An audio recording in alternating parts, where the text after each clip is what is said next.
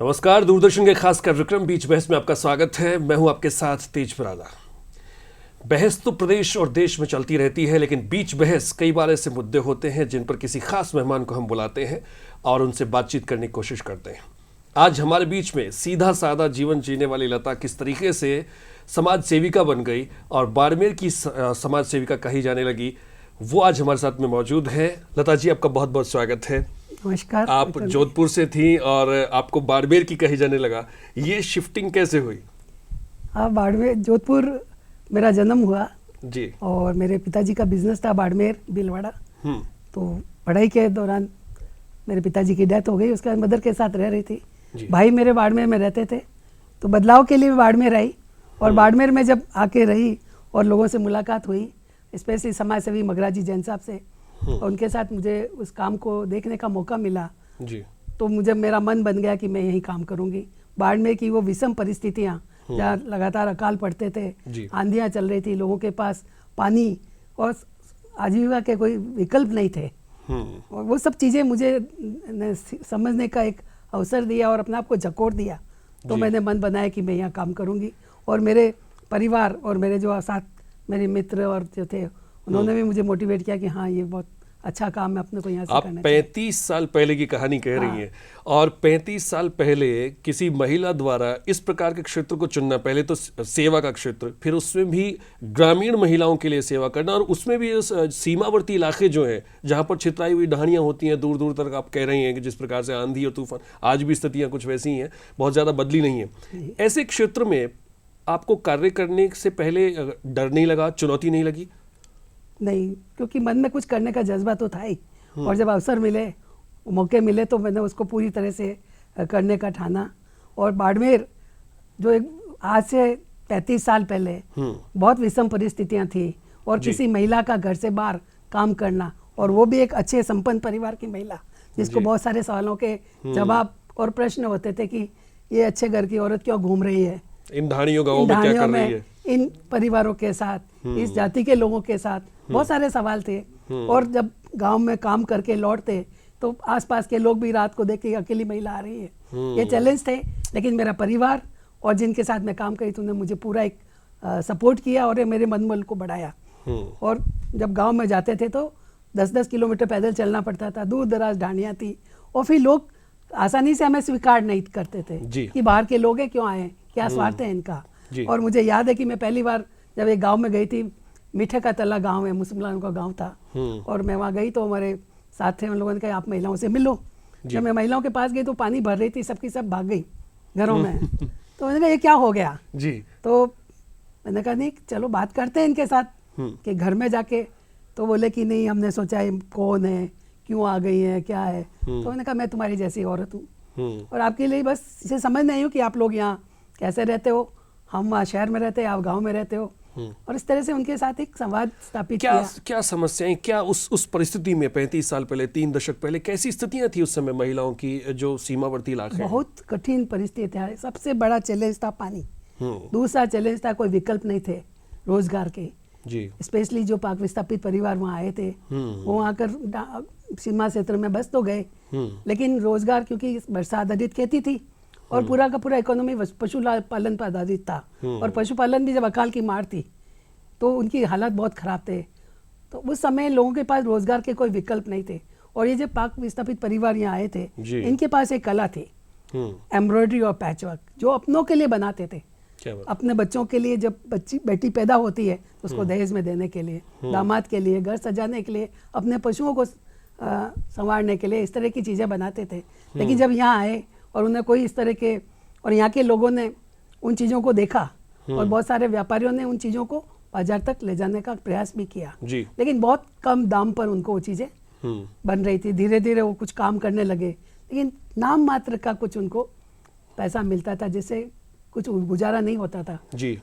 तो वो सब चीज़ों को देखते हुए हमने, हमारी जो संस्था है, हम लोगों ने कहा कि भाई कैसे हम इन लोगों को इस काम को रोजगार का जरिया बनाए अकाल में। क्योंकि पुरुष चले जाते थे कमाने के लिए गुजरात, बच्चे, बूढ़े और औरतें घर में रहती थी, जब तक वो लौट के आएंगे घर कैसे चले। तो ये इस काम को एक रोजगार का जरिया बनाकर इस काम को हमने आगे बढ़ाने का प्रयास किया। पाक विस्थापित लोग जो उस समय आए होंगे तब नागरिकता का बड़ा इशू था बहुत और बड़ा एक इशू जिले था। से दूसरे जिले में वो कार्य करने के लिए नहीं जा सकते थे, सीमा पे ही रहते तो थे। आपने उस समय रिसर्च किया कि किस तरीके का काम इनका इतना ये अच्छा काम है, इसको बढ़ाया जा सकता है, तो ये सब कुछ सोचकर आपने एक फाउंडेशन की स्थापना की? ये सारा सोचा समझा, फाउंडेशन जो शुरू किया था उसमें सबसे बड़ी सोच ये थी कि यहाँ पर निरंतर पढ़ने वाले जो अकाल हैं इनके प्रभावों को हम कैसे कम करें। लोगों के पास क्या टेक्निक है, क्या उनके पास अपनी कला है, क्या रोजगार के यहाँ के रोजगार के अवसर हैं, उनको हम और टेक्नोलॉजी देकर इनकी आय को बढ़ाएं और इनको काम का जरिया बनाकर आगे ले जाएं। अब एक अपने फाउंडेशन जो थी उसका नाम जरूर बताइए हमारे दर्शकों को। हमारे संस्था का नाम है society to uplift rural economy, पूरा शॉर्ट में कहते हैं श्योर। और इसके फाउंडर मिस्टर पद्मश्री मगराज जैन, उनको पद्मश्री बाद में मिला। तो और आपने उनसे प्रेरणा लेके ही उनसे मिलने के बाद मुझे लगा कि इनके काम को देखकर कि मैं इनके साथ जुड़कर काम को करूं। उनके कामों को देखा, समझा, तो मुझे लगा कि इससे अच्छा अवसर मेरे अपने जीवन के लिए कुछ भी नहीं है करने के लिए। तो उनके रोजगार के लिए किस प्रकार की व्यवस्थाएं आप लोगों ने की? इसमें हम लोगों ने एक तो ये जो कारीगर लोग थे, कशीदाकारी का जो काम था, इसमें उन लोगों को कैसे बेहतर दाम मिल सके, जो बहुत कम दाम मिल रहे थे उनको, नाम मात्र के 2-3 रुपए, आज से 35 साल पहले की बात है। हाँ, लेकिन हमने कहा कि भाई कैसे इनकी स्किल, जो लगातार काम करने के बाद स्किल गिर गया, स्किल अपग्रेडेशन करें, नए डिजाइन डेवलपमेंट करें। डिजाइनर तो वो खुद थी महिलाएं, उनके अपने डिजाइन थे, अपनी थीम थी, उनकी एक सोच थी, उनके उन डिजाइनों में उनके सपने थे, बच्चों का प्यार था, लेकिन वो इतने भारी भरकम डिजाइन थे कि उसको काम करने में समय ज्यादा लगता था, उसका दाम नहीं मिलता था। तो नए NID से निफ्ट के डिजाइनर्स को बुलाकर उन डिजाइन को प्लेसमेंट किया कि बाजार की मांग के अकॉर्डिंग क्या प्रोडक्ट बन सकते हैं और उनको उतनी अच्छी क्वालिटी को हम कैसे कम प्लेसमेंट करके प्रोडक्टिविटी बढ़ा सकते हैं ताकि उनकी आमदनी बढ़े। शिक्षा भी एक बड़ी चुनौती रही होगी उस समय उनको समझाने के लिए। बिल्कुल, जब ये सारा काम कर रहे थे तो इसके बीच में बहुत सारे चीजें निकल के आई और हमारा जो काम बढ़ा वो नीड बेस बढ़ा। जब आमदनी रोजगार को बढ़ाने का काम किया तो शिक्षा बढ़ा, सबसे बड़ा इशू था। लोग शिक्षा में कि भाई लड़का अगर नौकरी मिलती तो पढ़ाओ, पढ़ाई की कोई बात नहीं थी। और लड़कियां जो कि बकरियां चराती थी, घर से निकलना भी, अगर 12-13 साल से बड़ी लड़की घर से बाहर निकलती है तो लगता है कि कुछ गलत हो जाएगा, घर से बच्चियों को बाहर नहीं भेजते थे। तब हम लोगों ने उस काम के दौरान उन परिवारों के साथ एक रिश्ते कायम किए और ऐसी बच्चियां जो कभी स्कूल गई नहीं, उन 10 से 13, 14, 15 साल की बच्चियों को रेजिडेंशियल अपने साथ रखकर 9 महीने 8 महीने की एक बेसिक एजुकेशन से जोड़ा और उस एजुकेशन के साथ साथ उनके अंदर एक कॉन्फिडेंस डेवलप किया। जो घर से बाहर नहीं निकले वो आराम से बात करें, गीत गाए, गाना गाए, किस तरह से उनके जीवन में बदलाव आए और बेसिक एजुकेशन प्राप्त करें। तो इस तरह से हम उनको एग्जाम्स दिलाते। 3री या 5वीं के स्तर तक जो बच्चे पहुंच रहे उनको मेन स्ट्रीमिंग एजुकेशन के साथ जोड़ा, स्कूल में एडमिशन कराया। जो बड़े उम्र की लड़कियां थी जो 15-16 साल की थी, वो आगे स्कूल नहीं गई तो उनको अपने घर पर इस तरह की कुछ बुक्स, पत्र लिखकर उनको लिखने पढ़ने का अभ्यास जारी रखा। तो इस तरह से शिक्षा में 450 बच्चों को हमने पढ़ाकर मैंने एजुकेशन से जोड़ा। जब 5वीं पास के बाद भी कुछ बच्चियां ऐसी थी जो आगे पढ़ना चाहती थी, उनको हमने फिर 10वीं के एग्जाम्स दिलवाए। तो फिर इन बच्चियों के कुछ एक्सपोजर्स भी करवाए कि शहर की बच्चियां कैसे पढ़ती हैं, कैसे रहती हैं, और शहर वाली गांव में आकर बच्चियों के साथ रखे कि उनका जीवन कैसा है, एक लर्निंग्स दोनों के बीच में आए। तो इस तरह से एक मोटिवेशन, और इसके लिए हमें बहुत प्रयास करने पड़े। तो आपके साथ और भी टीम जुड़ी यहाँ से, शहर से और गांव से? बहुत सारी महिलाओं को जोड़ा। वहाँ जब मैं एक महिला काम करने लगी तो मेरे साथ बहुत सारी धीरे धीरे महिलाएं आई काम करने के लिए, और करीब बड़ी टीम ने काम किया। हम करीब 40-50 गाँव में काम करते थे और लोगों में एक विश्वास पैदा करना। जब हम गए तो लोग कहते भाई आए हैं शहर वाले, क्या मतलब, अपने मतलब से आए होंगे। तो उनके घर के चूल्हे तक हम गए। जब उनके घर के चूल्हे तक उनके साथ रहे, रातों में उनके साथ रहे, तो उनके साथ रहते हुए उनकी समस्याओं को समझा कि उनके परिवार कैसे चलते हैं, उनके घर की आमदनी के अलावा उनकी क्या समस्याएं हैं, महिलाओं को क्या दिक्कतें हैं, प्रसव, चाहे घर में प्रसव हुआ है तो बहुत बड़ी दिक्कत थी कि साधन नहीं थे। स्वास्थ्य के क्षेत्र में, स्वास्थ्य के क्षेत्र में काम किया। स्वास्थ्य के लिए मतलब एक जनरल अवेयरनेस का काम करते हुए मैं एक गाँव में गई, दूर दराज घोड़ का तला गाँव था। रात को हम वहाँ रुके और जब मैं सुबह उठी तो मैंने देखा कि महिलाएं सब खाली हाथ लाइन से जा रहे हैं। तो मैंने कहा कहाँ थोड़ा लगा मुझे कि इतने सुबह लोग कहाँ जा रहे हैं। मन में तो था कि जी, लेकिन मैंने उनको पूछा कि भाई हम लोग निपटने वन जा रहे हैं। मैंने कहा खाली यार, कुछ पानी वानी नहीं। बोला यहाँ पानी कहाँ है, तो क्या करते हो, मिट्टी का यूज़ करते हैं। मुझे पूरा एकदम से दिल के अंदर एक अजीब सा मतलब दर्द पैदा हुआ कि ये क्या। फिर और भी बेसिक चीज़ें, महिलाओं की मासिक धर्म की समस्याओं को लेकर चर्चा हुई कि उसको वो सेफ कैसे रहते हैं। सैनिटरी नैपकिन का तो कोई समझ ही नहीं थी, कपड़ा भी नहीं यूज़ करते थे, मिट्टी यूज़ करते थे। फिर महिलाओं की प्रसव के दौरान, प्रसव भी गांव में मिट्टी पे होता था, और वो भी ये सब इनके लिए जब आप कार्य कर रहे थे तो ये निजी स्तर पर फाउंडेशन कर रही थी या सरकार की तरफ से भी कुछ पहल हुई इसमें संस्था ने बहुत सारे एजेंसीज को जोड़ा, बहुत सारे एजेंसीज जुड़े और अलग अलग एजेंसी को जोड़ा। लेकिन हमारा एक सोच था कि समग्र विकास में हम लोग काम करें, मतलब महिलाओं की आमदनी का जरिया बढ़े, उनके बच्चे शिक्षित हों, वो स्वास्थ्य के संबंधी खुद भी जागरूक हों, अपने स्वास्थ्य और अपने बच्चों को भी स्वस्थ रखें, विशेषकर लड़कियों की देखरेख को लेकर। और इस सब चीज़ों को करने के लिए कि महिला के पास पैसा होना चाहिए। तो जो भी एक्टिविटी की उसमें हमने आयवर्धन को जरूर जोड़ा। पहला मुद्दा ये था कि आयवर्धन से जोड़ेंगे, फिर अलग अलग इश्यूज पे लोगों को जोड़ेंगे। और हमने जब स्वास्थ्य के काम को आगे बढ़ाया तो जो बर्थ अटेंडेंट गांव की हमारी जो दाई होती है, उनको हमने चुना कि वो काम तो कर रही है लेकिन उस काम को बेहतर कैसे करें। वो जो एक प्रसव कराना है, उसको लगता है कि मैं गांव की प्रतिष्ठित दाई हूँ, मैं प्रसव अच्छा कराऊंगी। लेकिन कई सारी जो जानकारियां नहीं होती है कि किस तरह के रिस्क के केसेस हैं जिसको हमें टच नहीं करना चाहिए, वो जानकारियां उनको प्रशिक्षित करके दिलाई गई। क्या बात है। और फिर उनको एक्सपोजर करवाया गया कि बाड़मेर हॉस्पिटल, जोधपुर हॉस्पिटल में जाकर देखो किस तरह से सेफ डिलीवरी होती है। ममता किट्स बनवाए गए और उनको दिए गए कि वो उसका यूज करें। फिर धीरे धीरे अवेयरनेस आ गई, इंस्टीट्यूशनल डिलीवरी की बात आई, तो महिलाओं को फिर उन दाइयों को जोड़ा कि वो उनको रजिस्टर्ड करवाएं, मतलब जाके हॉस्पिटल में कि ये प्रसव वाली महिलाएं, इनका प्रसव होने वाला है। और फिर आशा सहयोगनी का एक जो आया, तो फिर उनको आशा सहयोगनी बनाकर जोड़ा। तो निरंतरता बनी रहे। वैक्सीनेशन के नाम पर लोग कहते कि भाई प्रसव के दौरान या उसके पहले टीका लगाना है, तो कहते थे कि अगर टीका लगेगा तो बच्चा गिर जाएगा, ये तो टीका बच्चा गिराने का लगा रहे हैं। मतलब तो हमने सरकार के साथ मिलकर, सरकार की जो व्यवस्थाएं थी एनम, उसको हम अपने साथ ले जाते, क्योंकि ट्रांसपोर्टेशन नहीं था। एनम भी बेचारी दूर दराज तक नहीं जा सकती थी, साधन इतने नहीं थे। और आप जब आत्मनिर्भर बना रहे थे महिलाओं को और इतने सारे कार्यों में उनको आगे लेकर आ रहे थे, तो जो पुरुष वर्ग है उसको कहीं ना कहीं दिक्कतें हुई होंगी आपसे। तो कोई ऐसी कोई घटना हुई जिसमें पुरुषों ने आकर आपसे संपर्क किया, भाई क्या कर रही हैं आप? वही कि आयवर्धन एक अच्छा जरिया था, जब लोगों को अच्छा लगता था कि पैसा मिलता है। लेकिन जब दूसरी महिलाओं को बाहर लाना, उनको बाजार भेजना कि वो अपने प्रोडक्ट को खुद बेचे, है वो आए, मीटिंग्स करे, उनकी मतलब जानकारियां बढ़े, या स्वास्थ्य के मुद्दे पर वो बात करें, शिक्षा पे उनके बच्चे आए, तब उनको लगता कि हमारी औरतों को क्या करोगे आप जी। उनको डर था कि पता नहीं हमारी औरतों को बाहर ले जाकर क्या करेंगे। तो वो एक विश्वास उनके साथ पैदा किया। उसके लिए हमने क्या किया कि महिलाओं को बुलाते तो आते नहीं, कल तय होता था कि सब आएंगे, लेकिन दूसरे दिन कोई नहीं आ रहा है। तब फिर बात करते थे लोगों से, पुरुषों से साथ बात की। पुरुष कहते भाई बहन जी आते हो, क्या बातें करोगे हमारी औरतों को, क्या सिखाओगे आप, ये सब क्या सिखाने वाले हो आप लोग। तो हम कहते भाई आप साथ बैठो, हम जो बात करें आप सुनो। लेकिन तो कभी आपका मन व्यथित नहीं हुआ कि मैं जो नेक कार्य करने जा रही हूँ उसमें भी इतनी बाधाएं हैं, छोड़ो इस कार्य को, ऐसा नहीं हुआ? चैलेंजेस बहुत थे जी, बहुत सारे चैलेंजेस थे, लेकिन दृढ़ निश्चयता के करना है।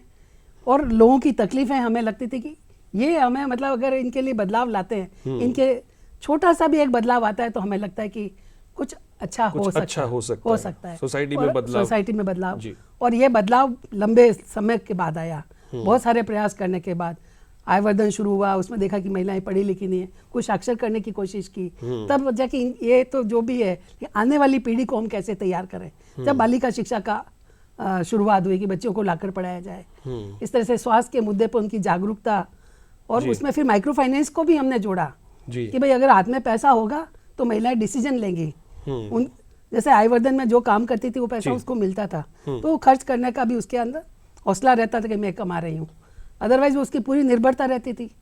तो बहुत सारे थे कि लोगों को लगता कि औरतें बहुत ज्यादा जागरूक हो जाएगी, बहुत कुछ हो जाएगा। कई पुरुष सवाल उठाते थे कि आप तो इनको इतना कर दो, कल हमको तो रोटी भी नहीं डालेगी। तो हम कहते नहीं, आप और दोनों मिलके करेंगे, महिलाएं अलग नहीं है। हम उनको साथ में लिया, लेके जा रहे हैं। कोई आगे पीछे अगर होगा तो बैलेंस बिगड़ जाएगा। तो पुरुषों को भी साथ जोड़ा, ऐसा नहीं खाली महिलाओं के साथ बात की, पुरुषों को भी जोड़ा, उन्हें भी उन मुद्दों से अवगत करवाया कि इन अगर प्रसव होता तो एक महिला को कितनी परेशानी होती है उसमें। अगर हमारे पुरुष लोग ये तो सोचते हैं कि हमारा बच्चा सारा ठीक ठाक हो, लेकिन उसके पहले हमको उसके लिए क्या आपने उनका विश्वास जीतते हुए उनको साथ में लेकर कार्य किया। हमारी पूरी एक टीम बहुत रात दिन जुटकर काम किया और महिलाओं के बीच में जाने के लिए बहुत सारे, एक बार मैं गांव में गई और बहुत सारे लोग मुझे घेर कर खड़े हो गए कि भाई कौन क्या है। तो मैं भी देखती रही क्या बात है। तो बोला कि कौन है, तो बोला कि ये माड़ू है, लुगाई है, मतलब जी। तो हमने कहा नहीं मैं तुम्हारे जैसी हूँ, पूरा विश्वास दिलाया उनको। तो बोला ठीक है। तो इस तरह से बहुत सारे चैलेंज थे कि भाई हम गांव में जा भी रहे हैं तो जो लोग जिनके हित इससे जुड़े हुए थे, कोई गरीब आदमी उसके लिए काम कर रहा है, उसके कहीं काम पर प्रभाव पड़ रहा है, वो भी कहता है कि ये क्या है। तो वो उनको भी कि भाई ये गरीब लोग हैं और इनको अपने काम को आगे बढ़ाने के लिए अवसर मिलने चाहिए। हमने तो जहाँ भी गांव में खुशी भी होती थी मन ही मन में, जब छोटी छोटी सफलताएं मिलती तो दिल में बहुत अच्छा लगता था और हमें आगे बढ़ने के लिए वो एक मजबूती मिलती थी। आपने किस तरीके से सिस्टम डेवलप किया? प्रोडक्ट मेकिंग एक विषय हुआ और लता जी फिर उनके प्रोडक्ट की सेलिंग के लिए भी आपको टीम गठित करनी पड़ी होगी, उनके लिए भी कुछ आपने अनुबंध करवाए होंगे। ये सब आप ही की तरफ से था या प्रोडक्ट मेकिंग पर आपने ध्यान दिया? संस्था के अंदर अलग अलग फिर स्पेशलाइज्ड लोगों को जोड़ा गया। डिजाइनर्स आ गए, मार्केटिंग वाले लोग आ गए और किस तरह से स्किल अपग्रेडेशन करना है और उनको मार्केट तक ले जाना है। गांव से कुछ महिलाओं को, जब एक यंग लड़की जाती ना तो उसके साथ एक बुजुर्ग महिला जाती थी, विश्वास के साथ कि एक दादी एहसास जाए कि भाई तुम्हारी बेटी बहू जा रही है, आप साथ चलो। और जब वो शहर में जाके आती थी वो अपना एक्सपीरियंस सुनाती थी। शुरू में कुछ महिलाएं मेरे साथ दिल्ली गई। अच्छा। तो जैसे ही उतरी और उनका कि वो यूं देख रही थी तो मैंने कहा क्या हुआ कि सब दौड़े ही दौड़े, सब भाग रहे हैं। ये गांव की तो शांत जिंदगी थी। बिल्कुल तो ना कि देखो ये समय की मर्यादा है कि इनको काम करना है, टाइम की पाबंदी। तो हमने हर चीज़ों को लिंक किया। बाजार में जो प्रोडक्ट बनाते थे तो किसी को जचा कि नहीं मेरे यहाँ पे अच्छा सा डिज़ाइन बना है, इसमें बीच में से धागा पीला लगा दिया जो ऑकवर्ड लग रहा है। तो हमने कहा ये क्यों लगाया? कि भाई मेरे को ठीक लगा। तो हमने कहा कि ठीक है। जब बाजार में गए तो लोगों ने कहा कि देखो आप ये ऐसा नहीं करते ना तो मैं प्रोडक्ट खरीदती आपका, क्योंकि ये इसमें थोड़ा अच्छा नहीं लग रहा है। तो रियलिटी के ग्राउंड पे आपने टेस्ट करवाया? हाँ, तब हमने कहा कि देखो हम बोलते था, बोले बहन जी ने कहा, लेकिन जब इन लोगों ने बताया इनको समझ आया कि अरे बिल्कुल सही बात है। तो हम आगे से जो बाजार में चाहते हैं, जो बिकता है, हम वो कलर लगाएंगे, वो डिजाइन बनाएंगे, क्योंकि उनको लगता है कि हमारे सारे बहुत अच्छे चीज है। तो बाजार में उनको ले जाना, बाजार में लोगों से सीधा इंटरेक्ट कराना, एक्सपोजर्स कराना, जहाँ अच्छे लोग काम कर रहे हैं वो कैसे अपने काम को आगे बढ़ा रहे हैं, वो सारा चीज़ों पे एक एक विषय पे हमने काम किया। एंटरप्रेन्योरशिप उनका डेवलप किया। पढ़े लिखे लोग नहीं थे तो सिस्टम डेवलप किए कि ब्रेक इवन पॉइंट कैसे है, आपका बाजार में माल बनाएंगे, कितना प्रोडक्शन होगा, कम होगा तो क्या होगा, ज़्यादा होगा तो क्या होगा, लाभ हानि कैसे निकालोगे। तो हम लोग वो ऐसे कुछ चीज़ें करके बताते हैं। फिर क्या उन्हीं लोगों में से आपने टीम भी गठित की? बिल्कुल, उनमें से टीम गठित की और उनको हम बाजार तक लेके गए। जैसे मार्केट सर्वे करना है तो वो साथ जाएंगे कि बाजार में क्या बिक रहा है, क्या खरीदना है। तो इस तरह से उन लोगों को तैयार किया और बाकायदा शुरू में हमें बहुत दिक्कत थी, लेकिन धीरे धीरे परिवार निकल के आए। पुरुषों ने भी मदद की और उन्हें हम पर विश्वास था। और एक बात की, हमारी टीम या हम 50 लोग काम करते थे उस समय, लेकिन सब ने एक कमिटमेंट पे पक्का रखा कि आज आएंगे तो आएंगे, आज ये करेंगे तो करेंगे। वो एक विश्वास जीतने का जो काम किया वो आज भी कायम है। और मुझे पता है कि उस समय 10 औरतें नहीं आती थी, आज एक पोस्ट कार्ड पर जितने लोग हैं वो आ जाते हैं। तो इस तरह से एक पूरा एक समग्र विकास कैसे हो, जब खेती का टाइम है तो कृषि के अच्छे बीज उनको मिल जाएं, पशुपालन में उनको अच्छी ब्रीड के पशु मिले, ब्रीड डेवलपमेंट का काम हो, चाहे वो बकरी पालन का काम है या गाय पालने का काम हो। तो उन मतलब जो उनसे सीधे जुड़े हुए मुद्दे थे उनको ऐसे लिंक किया कि भाई वो घर में हमारी खेती है तो हमें अच्छे बीज मिलने चाहिए। तो कृषि विज्ञान केंद्र श्योर रन कर रहा था, तो केवीके के साइंटिस्टों को ले जाकर उनसे बातचीत कराना, उन बीज के बारे में बताना। और उसी के साथ में पशुपालन का है तो हमारी जो थारपारकर ब्रीड यहाँ की प्रसिद्ध नस्ल थी, जब पाकिस्तान का बंटवारा हो गया तो इधर के गांव इधर रह गए, उधर के उधर रह गए।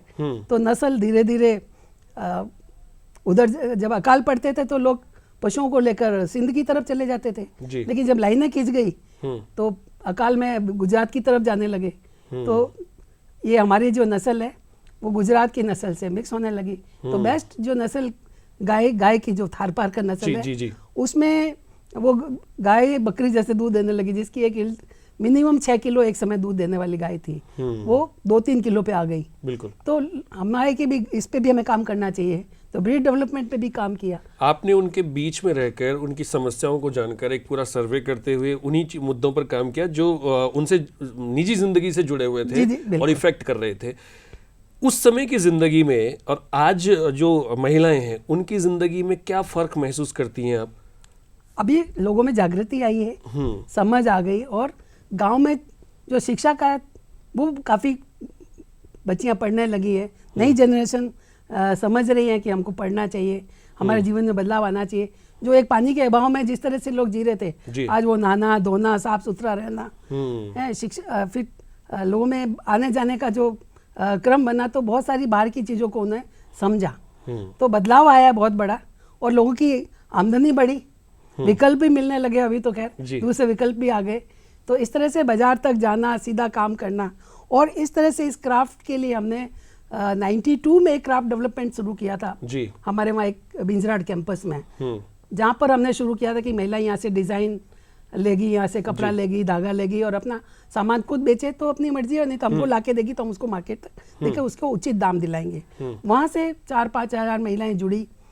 हमने ट्रेनिंग के दौरान 15-20 हज़ार महिलाओं को ट्रेनिंग दिया, लेकिन कुछ फोकस करके उन लोगों के साथ हमने काम किया, जिसको कि उनको हर माह की कितनी आमदनी होगी, कितना काम उनको मिलना चाहिए जी। और फिर उस दाम से वो अपने जीवन में क्या बदलाव लाती है, क्या अपने बच्चों की शिक्षा पे खर्च करती है, क्या अपने पे खर्च करती है। तो जेंडर इश्यूज को भी कहीं न कहीं हमने टच भी किया और फॉलो भी किया। तो जो मुख्य कार्य क्षेत्र रहा वो बाड़मेर और उसके आसपास के बाड़मेर में भी विशेषकर बॉर्डर क्षेत्र रहा। उसके बाद हमने कुछ जैसलमेर में भी काम किया, कुछ जालोर में भी काम किया, और इस तरह से महिलाओं के मुद्दों को हर इशू पे जोड़ा। चाहे वो पंचायती राज की बात आई तो महिलाओं को जोड़ा, दलित और महिलाओं को हमने ओरिएंटेशन दिया कि अब वो चुन के आ गए तो उनकी क्या रिस्पॉन्सिबिलिटीज है, वो अपने काम को कैसे बेहतर करे, और उनको स्थान दिलाने का काम भी किया कि उनको रिकॉग्नाइजेशन मिले कि वास्तव में वही सरपंच है। तो वो जो महिलाएं जो कभी पीछे बोलती थी ये करना, वो खुद आगे आके बोले कि ये करवाना है, तो वो काम किया। और जब 30% की बात आई तो हमने महिलाओं को चुनने के लिए भी मोटिवेट किया कि वो राजनीति में आए। तो मकसद यही था कि भाई लोग आर्थिक, राजनीतिक, शिक्षा के क्षेत्र में आगे बढ़े, और एक जॉइंट एफर्ट्स के साथ हम लोग उनकी कैपेसिटी बिल्डिंग करके लोगों को आगे लाए, और समूह के रूप में लोग अपना एक काम को आगे ले जाए। और अगर गांव में कोई काम है तो बाकायदा एक दबाव बनाकर अपने गांव तक लाए और उसको निरंतर बना के रखे जी। उस समय की जो महिलाएं उस समय चौंक जाती थी आपको देखकर, आज भी क्या वो जुड़ी हुई उनमें से कोई ग्रुप है जो जुड़ी हुई है और वो याद करती है उन बातों को। अच्छा। कभी हम कोई ट्रेनिंग के दौरान कुछ ऐसे खेल खिलाते थे तो लोगों पुरुषों को लगता कि क्या सिखा रहे हैं, तो कई ऐसे इशू आए तो अपनी महिलाओं को उठाकर ले गए, तो मतलब कुछ इस तरह का। तो बाद में हमने उनके साथ बहुत मीटिंग्स की, आपके उठा के ले गए। इसके साथ जब आपके गांव की एक महिला सड़क पर तगारी लेकर सड़क पे मिट्टी डालती है तो गांव में बैठकर अगर कशीदाकारी करती है और कुछ अपना डेवलप करती है, इसमें क्या बुरा है, रियलाइज करवाया उनको।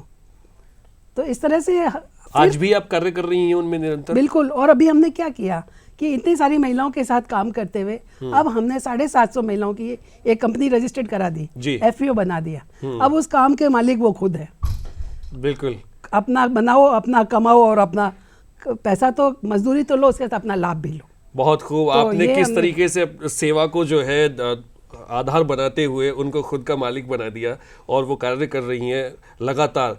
उम्र के इस पड़ाव में मैं कहता हूँ जिसमें फिजिकल चैलेंजेस भी बहुत सारे होते हैं, बावजूद इसके आप कार्य कर रही हैं। आप बहुत बहुत बधाई की पात्र हैं। मैं तो बहुत छोटा उम्र में, लेकिन फिर भी आपका जो जज्बा है उसको हम सैल्यूट करते हैं पूरे दूरदर्शन परिवार की ओर से। आप हमारे इस शो में आई, दर्शकों से रूबरू हुई, उसके लिए बहुत बहुत धन्यवाद।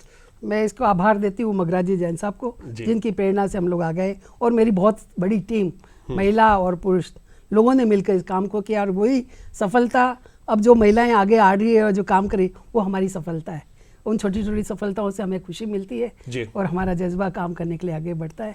हमें भी बहुत खुशी मिलती है आप जैसे मेहमानों से बातचीत करके, हमारे दर्शकों तक ये बात पहुंचाने की कोशिश करते हैं किस तरीके से आज के इस दौर में जितनी चुनौतियां हैं उससे ज़्यादा चुनौतियों से पार पाते हुए एक महिलाओं के लिए कार्य कर सकती है। तो आप और हम भी मिलकर कार्य कर सकते हैं। बहुत बहुत धन्यवाद आपका। फिलहाल आज के इस कार्यक्रम में इतना ही।